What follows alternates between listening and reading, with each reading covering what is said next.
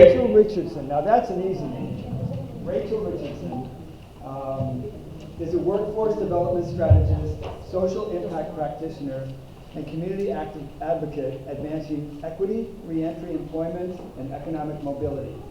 With over a decade of experience across human services, entrepreneurship, and community leadership, she designs workforce systems that value lived experience as talent.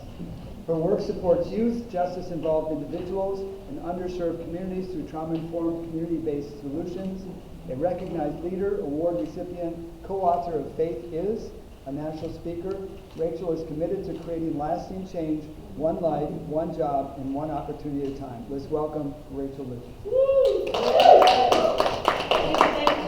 Thank you. I am so grateful to be going behind Michelle, because what I talk about today is how our lived experience, our life experience, is our best work experience. Yeah. And we've been able to hear from a lot of people in here, all their credentials, and they've worked with great people, and they've done this in business and in management and in legacy building and in team building. But at the end of the day, it's people like Michelle who won 2 awards last year. So I'm grateful to God that I get to come behind somebody like her, but because it gives me the credentials that I felt I needed when I signed up to come here. So I just am reminded that God directed me here. So thank you for your story, Michelle. I appreciate you. And you have made me more confident to step up to this mic than I've been all since I've been here, girl. So thank you. So at the end of the day, my name is Rachel Richardson, and I am exactly that. I'm an executive assistant for the host, Beauty. We have 1,100 different Walmarts that we have our products on in over 35 states. We have a brick and mortar store right about 5 minutes away from the Las Vegas Strip, and it is a beauty brand that is just growing and growing and growing. It is called the Host Beauty. They were brought from Detroit down to Las Vegas by way of Mike Pence and them and the Walmart brand, and so it's a big deal. I believe God brought them right down there just for me and the women that I work with. So again, my name is Rachel, and I feel like Allie because I haven't used one of these things either. There we go. Perfect. This is how you can contact me. Again, your past does not qualify your future. I have written a book. It is called Beautiful. I do have a couple of copies with me, and it will go into detail more about what I've done and what I've been through.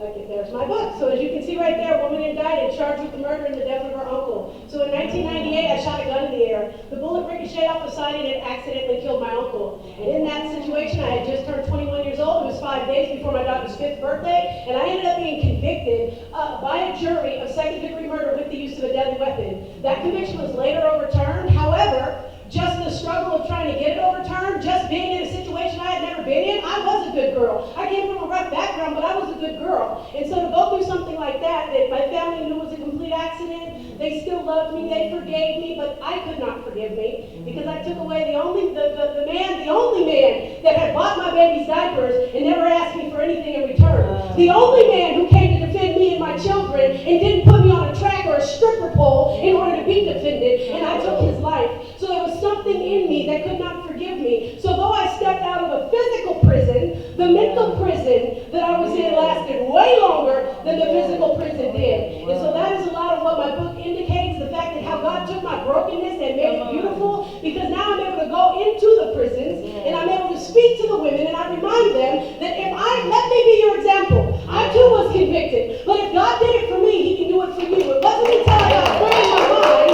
thank you. It wasn't until I got free in my mind that God allowed me to get free from a jail cell. Because while I was in jail and I knew it was an accident, I kept saying, I'm going home. As soon as I go to trial, I'm going home. All the evidence says it's an accident. But God said, you're not going home until you get free in your mind first. Because I know what you're about to face when you get to go home. You're going to be under such condemnation and such guilt. You're going to drive yourself to drugs and alcohol and eventually to suicide. Because as you'll read in my book, God found me in a car wash. I was going to pick up 400 ecstasy pills that in my whole life, I didn't have no get back. So when it was all said and done, God knew I was going to go through this. So I had to be free on the inside before he let me free on the outside. So when that conviction was overturned, that's when all hell broke loose. I stepped out of a physical prison into a mental prison that I had never had to deal with before. And so everything that I despised at one time, my mother was a drug addict, I swore I would never be, I became one. My mother was an alcoholic, I swore I would never be, I became one.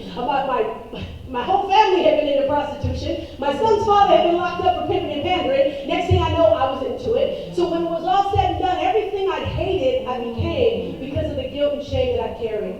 So a lot of the book is just that, how we do things, not because we're bad people, but because of our experiences. And so the women that I work with now, The people that I have the privilege to work for now, who hire the women like me in positions of beauty, because most of us have never felt beautiful, hence the name of the book, because beautiful was something that was for them. Beautiful was something based on skin tone. I am mixed. I am black and white. I was never too black. I was never too white. Any room I walked into, there was always a situation. So beautiful was not a word that I had to use or could use to identify myself. So I'm so grateful to work for a company like La Host that allows for women like myself to step into positions of authority. I'm an executive assistant over there. I have owned my own business for over 20 years. I do branding, I do building. These are things I do. So they saw the gift in me while I was working at Hope for Prisoners.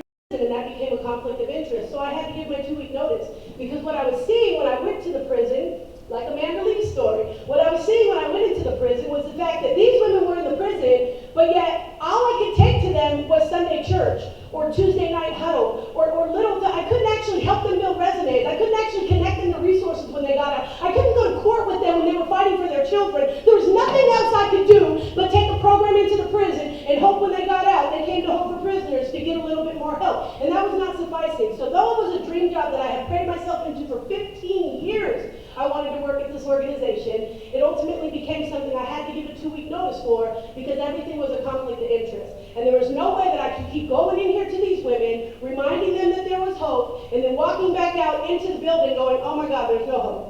Because all the resources were this and that. And I knew where to get the resources, but if you don't get them at the specific place, the grants get taken, the funding is removed. Like all the red tape, it got so old. So I stepped into a position where when these women get out, I have the ability to hire them if that's what it takes. This is why the old model is failing. The old model that says you gotta go to Harvard, you gotta go to Yale, you need to get a degree, even if it's online, you gotta have a master's in this, a bachelor's in that, a PhD. 92% of the employers value soft skills, as William was talking about, as much or more than hard skills. They value it way more than hard skills, right? I need somebody who can empathize and have emotional intelligence, way more than I need somebody who can even manage the budget, because AI does all that, as Candace explained. So we have people who can do these other things, but 54% report critical soft skills gap, right? Because over half the employers who are saying, my people don't know how to empathize.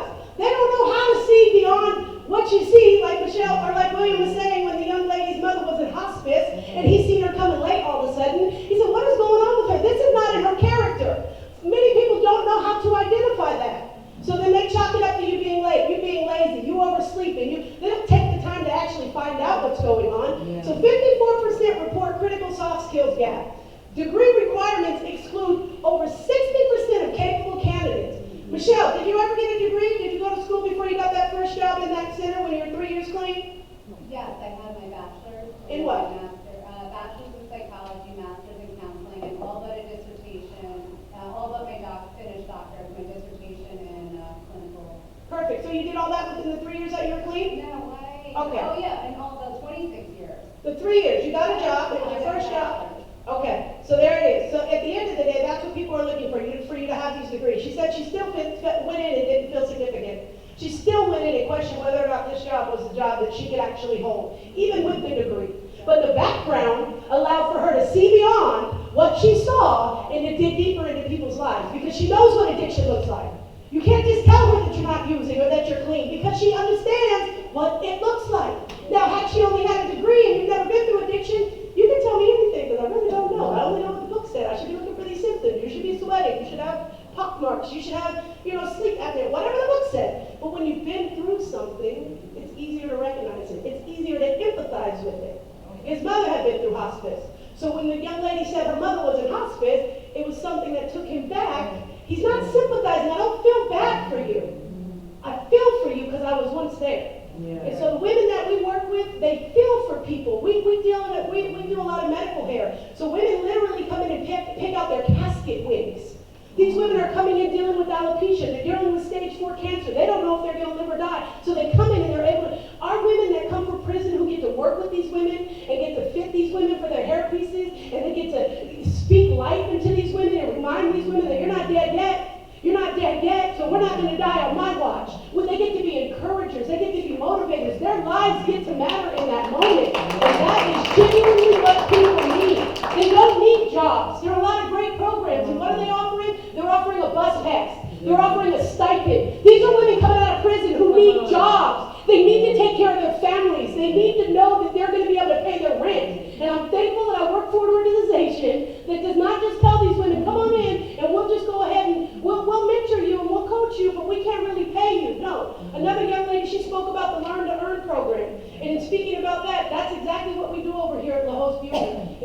for these women to come in, they get decent salaries, they can still take care of their families, but for the first 6 weeks, we are mentoring them, we are loving on them, we are pulling them out of who they used to be, because it makes no sense for you to have a job that you don't feel worthy of, it makes no sense for you to have a job that you're not going to keep beyond the training. And a lot of young people now, they come in, they have their degrees, and then guess what? They're gone in 6 weeks. They're gone in 6 months. We spend all this money training them, but because the culture doesn't line up, because the bathrooms aren't gender neutral, whatever, blah, but they're leaving. So all of our training dollars get spent on people who don't even last.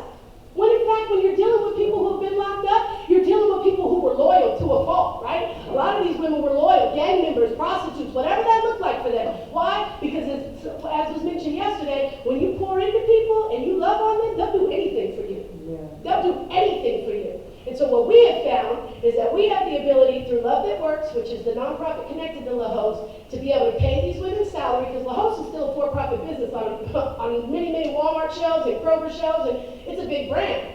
But we can't always, because of profit and loss and the way the numbers work, we can't continue to train people who will just run because they self-sabotage, who will just run because they don't feel worthy to have such an amazing job. Then they'll run because it starts to get hard and their family starts to say, you don't belong there, you don't deserve it, they're going to find out you're a fraud, you don't think they're going to do a background check, and so these women run. We can't continue to pour money into women who are not ready yet. So the Love That Works Foundation allows for us to pay the salaries for these women to do these great things. A lot of them have already done beauty at their house. Some of them may even went through the nail tech program in the prison, but they've done hair, they've done nails, they've done skincare, they have a lot of knowledge. So to be able to come into a place that is a major beauty brand and be able to be mentored and loved on and cared for with compassion and empathy changes their whole life for the long haul. And so employment is a primary social detriment of health.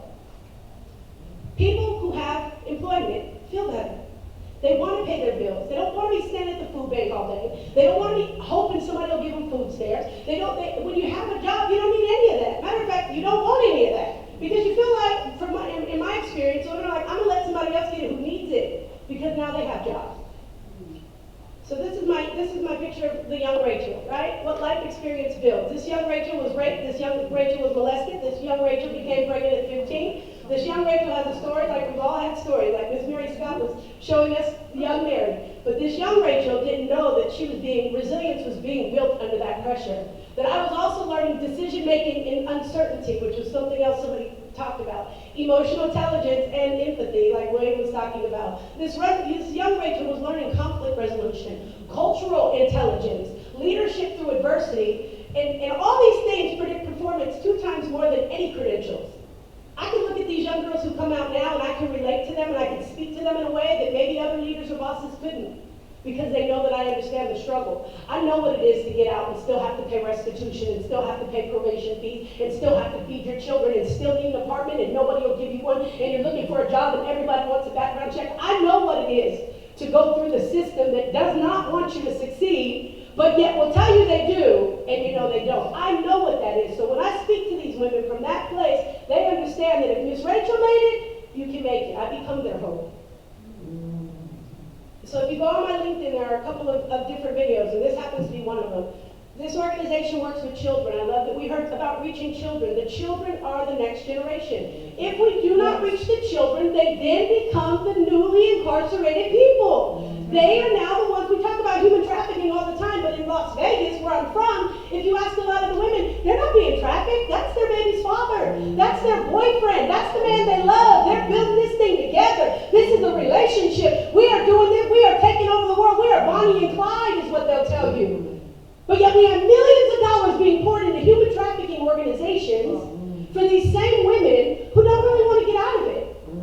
But I can come from a place, once again, of experience, saying he was my baby daddy too, until they locked him up for pimping and pandering. Then it's like, oh, Miss Rachel, you can't just pull the wool over my eyes. I hear your heart. I see what you're speaking, but I hear your heart. And your heart says, if I had a decent job that really could pay my bills, I wouldn't do this mess. You think I like selling my soul to some man who don't want nothing to do with me? You think I want to get out here and be an example to my daughter one day and tell her, do as I say, not as I do? No. Miss Rachel knows, because Miss Rachel's been there. And so I'm able to look at these women different, and they appreciate that. So this is how we reach young people in the neighborhood. We go into the worst neighborhoods and we start community programs. so that these young people do not become locked up. Because if we do not reach them, we're just spinning our wheels trying to reach formerly incarcerated people, because these will be the next incarcerated people. This is another young man. This is Arthur Smith. His father was in jail for murder. His mother was in jail for drugs. This young man is the brother of my daughter, who I got pregnant with at 15. That gentleman had 12 children by 9 different women. So when this young man had nowhere to go, he came to our home, and he felt accomplished. Now this young man is a father. He is working. He's not been to prison. He broke the cycle because he came in contact with somebody. Exactly. He came in contact with somebody who believed in him when a system didn't. Because all the system said is, well, you're now a statistic. If your parents were incarcerated, you're 92% to be incarcerated. I gave him all the numbers, all the reasons why he would end up just like his father or mother. And I gave him one reason why he wouldn't, myself. And he was able to look at me and say, you know what, Rachel, if you can do it and you believe in me, I believe in me. And I felt accomplished is what Arthur said. He's now a grown man with children. Amen. This was me when I first, 15 years ago. I had manifested myself into Hope for Prisoners, but I did a little video as I volunteered for them. They didn't hire me yet, and this is a prisoner reintegration program. And they couldn't hire me because I had a manslaughter, right? When you have certain crimes, right? I took a life, there's certain liabilities with insurance, with other things. I didn't know all this, but there's things that you just can't do. So for 15 years, I volunteered for this organization until I finally became one of their workforce development specialists. And that was after I did all the workforce development for the city, the state, the county. You know, I did a whole lot of other stuff, and then they could justify me going into Hope for Prisoners to work. But in this video, it talks about why the formerly incarcerated need to mentor those that are incarcerated. Because we've already had to go through the jungle. We've already had to go through the denial of housing. We've already had to go through the denial of getting our kids, a custody of our kids, or visitation with our kids. We've had to go through all that trying to prove ourselves over and over and over again. So when that next young lady gets out, I know how to walk her through that. I know how to stay with her through it. I know how to encourage her through it. Because like David, I had to encourage myself. Nobody was there to encourage me. So I become somebody who can now encourage her. And one of my young ladies, she just got her son back about 2-3 weeks ago. Sent me pictures. She got a welding license. Sent me pictures in her welding gear. Like when you really come from a place of leadership with these women, I don't need to be their boss. I don't need to be their boss to lead them, to guide them, to direct them, to correct them, to love them, to mentor them, just to be their friend. We all need somebody who just knows what you're going through. And that's what we have the privilege of doing. So that's what that video is. And this is the program, this is why I had to leave Hope for Prisoners. I had manifested myself into it, but when it all came down to it, I really couldn't help the women like I wanted to, because everything I did was a conflict of interest. So I had to go ahead and give them a 2-week notice, and I had to trust God. God now took me to a new job where I'm able to hire these women. Instead of just encouraging them to go get good jobs, I get to give them good jobs now. Woo! That's my job. And this is the whole series. Will this video play by chance? Do you know? Because I don't know. But this is the actual video. So Fox 5 was just out and they did a video on the owners. Okay, so this is a video that's from Fox 5, and what she talks about is how she's able to help domestic violence survivors. These women who have been drugged through the mud and through the dirt, who don't feel, you know, because our hair is our crown. Some people say, well, it's just a hair store, it's just a wig store. No, it's a crown store. And every time we touch people's heads, we're praying for them. We're anointing them. We're reminding them, you are fearfully and wonderfully made. You are not an accident. You are not a mistake. God has a plan for you, and He brought you to this wig store to get that plan restored. So this is not a game to these people right here at the host. They have become a game changer, and I know God brought them away from Detroit just so that I could work for this place and be able to bring other women into it. So it's amazing. And through them, the community cause, they believe that every business you have should always be connected to a community cause. And so our community cause is Love That Works. Love That Works pays a salary for these women to come into the beauty industry, and then stepping into purpose is the entrepreneurship part. So you are able not only just to come into the beauty industry, but now you have a chance to wholesale those the same extensions. You can wholesale braids. You can wholesale these hair equipment that you're already doing. Your family's already braiding hair. You're already buying this stuff. But now you get to sell it. You get to make a profit. You get commission. You're making really good money, so you can really take care of yourself. And it's an amazing, amazing opportunity. So that's the community cause. Again, best practices without a degree, skill-based hiring, paid apprenticeships, peer leadership roles, mentorship over gatekeeping. We're not asking to take these jobs that are so highly sought after. And I'm the executive assistant now, but I came in as a sales rep, right? I came in as somebody who was coming in, stepping into my own purpose. Now I'm the executive assistant, about to be the COO. So there's a difference, but when they gave me my opportunity, that's all I needed, was one opportunity. And because they gave it to me, I was able to step into the rest of the program, the rest of the greatness. So the trauma-informed workplaces, we need so much more of those, like Michelle was talking about. Employment reduces recidivism 20 to 50%. Income mobility adds 4 to 8 years to life expectancy. That's what the statistics say, but I believe it added a lifetime to me. Because I was going to kill myself. I was going to pick up 400 ecstasy pills and take my own self out. So at the end of the day, it's added about a good 30 years to my life right now. I'll be 50. So I know that, that's what works. So when you have a job, you have purpose, you can feel like I'm doing something for my children. I'm doing something for my family. I'm doing something that matters. These young gang members, they're not out there because they want to be. They're out there because an OG believes in them. There's an OG telling them, here, take this weed, take this dope, sell this stuff. You're a good kid. You can do this. And that's what they do because somebody believes in them. So if we don't believe in them, somebody will. That's right.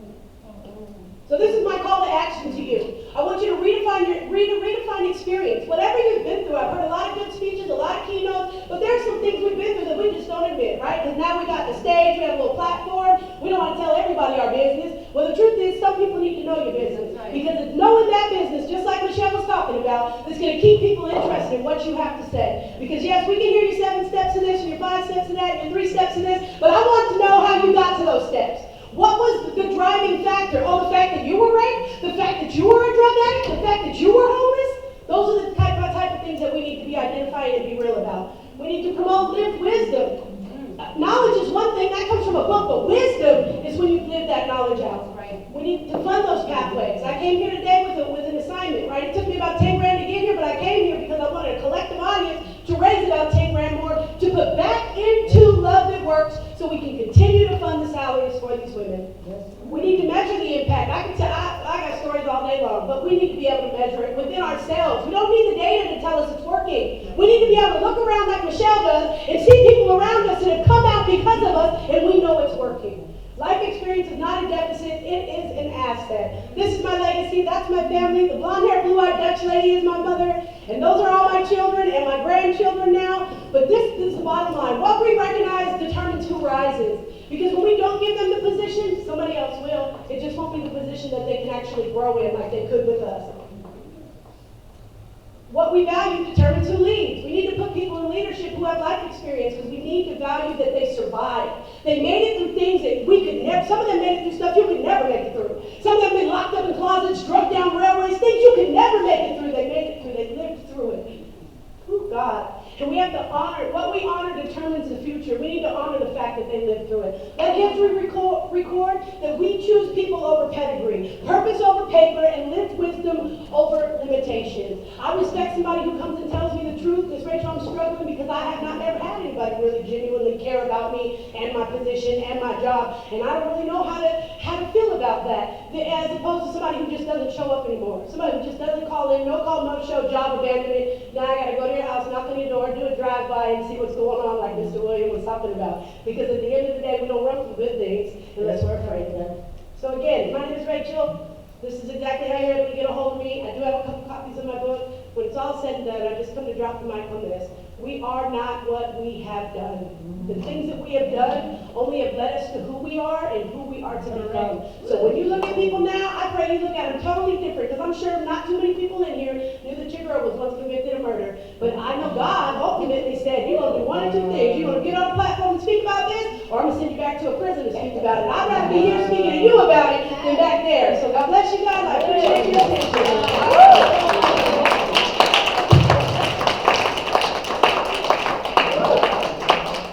We could probably give her about 4 more hours, right? 4 more hours. Used to do it. Yeah. I'm Amazing. tired watching it. It's a great job. Any questions? I do.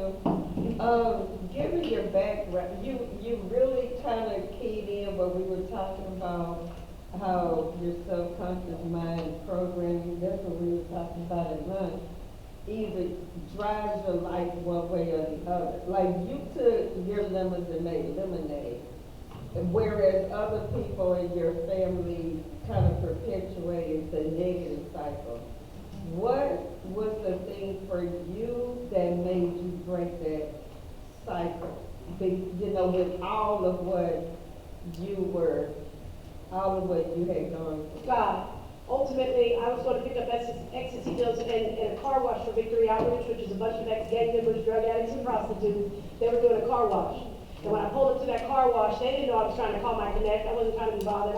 But they said there's no pit that you were so far down into, God's hand cannot pull you out. And the man had a teardrop tattoo, so that usually means you've taken a life. Right. So I knew right then and there, he knew exactly what I was going through. Nobody else could say that. And I knew God reached me in that moment because of that teardrop. So that's exactly what it was. My relationship with God. A lot of people can't let it go. But once I realized that the blood had already paid for everything I did, and I was set free to tell my story, it changed my whole life. And being in a ministry like Victory Outreach, there's a lot of people who got a lot different story than I got, but it's still the same premise. So it was God. Wow, I love it. I love it. I love your energy. I love your story. It's wow. The thing that keeps repeating, and there are patterns, systemic patterns, and it starts like, why are there drugs in schools? Why are they selling drugs to our kids? Why alcohol? Why is that available? There is a system behind it. 100%. There is an absolutely system behind it. And it's time that we rise and that we protect our children. Now, whatever is happening now, and it's coming to the surface, and we are living through apocalyptic times. It's apocalyptic. And this word is a great word because it shows the darkness. And the light goes through.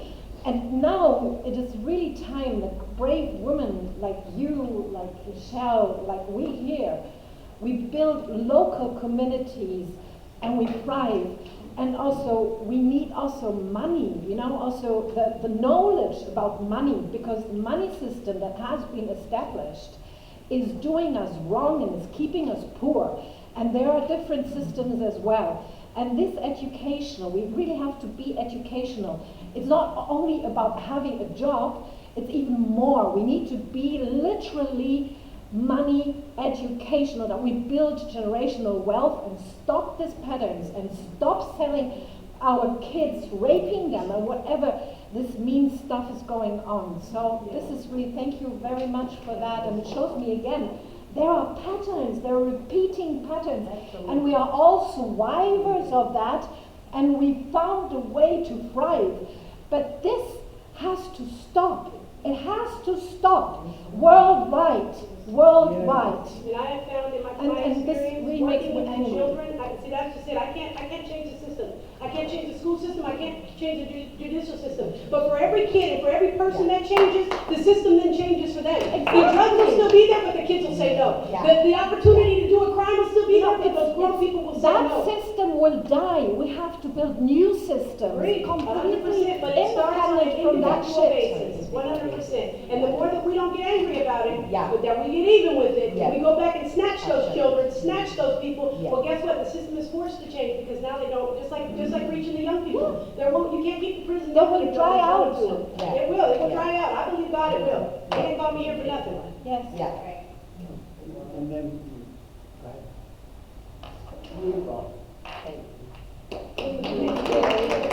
My biggest cheerleader in the building. I just want to interject on what she said. We need to teach our children not to listen to the voice of the enemy. Yes, 100%. But you know how we teach them though? By listening Is- to the voice of God. Exactly, and being God for them. See, it's easier to listen to the voice of the enemy when you have so many hypocrites in the church. You go to church and you talk about your pastors, you talk about your leaders. Our kids don't know what's left or right. So therefore, they don't know what to do. But when we become the ones who take a standard, we set the standard, we say, well, not my house, my different. We become the safe place for all our friends. And guess what? They're coming in. Now they're coming. When they're being molested, they're being invited to a gang, they're coming to your house. They're saying, Miss Rachel, these people, because now you become a safe place for them. And we could be a few or we want, it's whether we show it. Absolutely. Absolutely. Changed. And that's how it shapes the next generation, is by being Jesus with skin on, is what I always say. That's right. Somebody has to feet. Somebody's got to do it. Why not us? Good Time for girl. one more. You had a question? I love your energy, Rachel. I think you should consider a YouTube channel. Yes, Yeah. absolutely. I would follow you, and I also wanted to ask you, what is the way you nominate the best speakers? I would love to nominate you. I'm not sure. Dr. Prasad is here, so we'll be able to ask him, so. So I was really hoping it was gonna be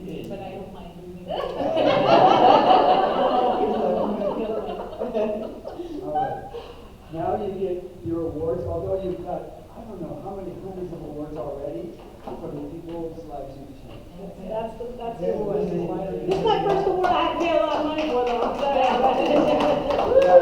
You were the great classical. That's okay, thank you. I dropped the mic, no. Woo-hoo.